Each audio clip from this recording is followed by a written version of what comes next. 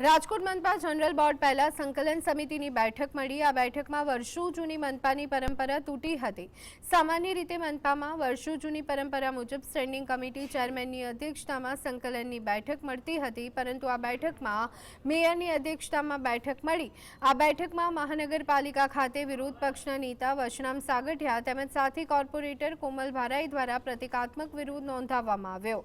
તેઓ ફાયરનું સિલિન્ડર લઈ અને આરએમસી કચેરી ખાતે પહોંચ્યા હતા અને તેમણે કહ્યું કે ભાજપ પ્રદેશના નેતાના આશીર્વાદથી મનપાએ એટલાન્ટિસ બિલ્ડિંગને એનઓસી નહોતી આપી।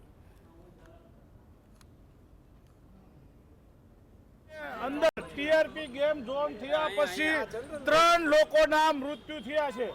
આ 3 લોકોના જે મૃત્યુ થયા છે એના ભાગરૂપે પણ રાજકોટ મહાનગરપાલિકાના શાસકો અને મહાનગરપાલિકાના અધિકારીઓ સુધરવાનું નામ લેતા નથી। એનો વિરોધ પ્રદર્શન